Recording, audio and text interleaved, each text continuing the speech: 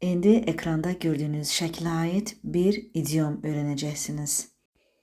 İdiom belə səslənir: get one's feet wet.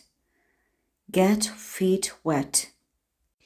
Hərfiyyən, yəni sözbəsöz tərcümə etsək, məna belə alınacaq: birinin ayaqlarını yaş etmək, sulamaq, suya salmaq.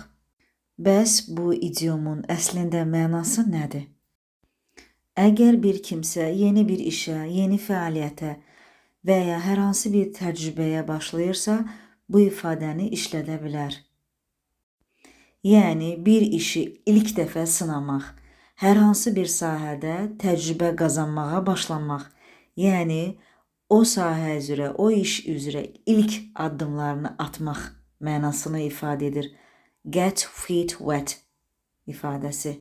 Həmişə qeyd etdiyim kimi sözləri və ifadələri həmişəlik yadımızda saxlamaq üçün bizə cümlədə istifadə etmək lazım gəlir onları. Gəlin istifadə edək cümlədə.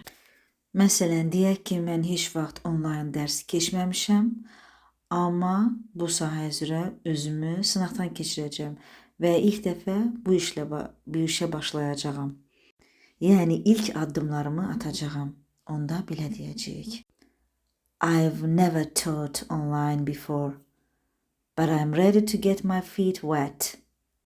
Və ya birinə məsləhət vermək istəyirik ki, səhv etməkdən qorxma, narahat olma. Sən sadəcə işə başla. İşə başlasan, yəni yaxşı olacaq və yaxud da ki, yaxşı olar ki, sən işə başlayasan və ya sənə sadəcə işə başlamaq lazımdır. Yəni ilk addımlarını atmaq lazımdır.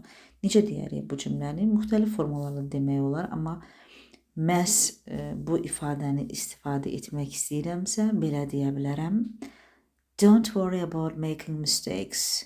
You just need to get your feet wet.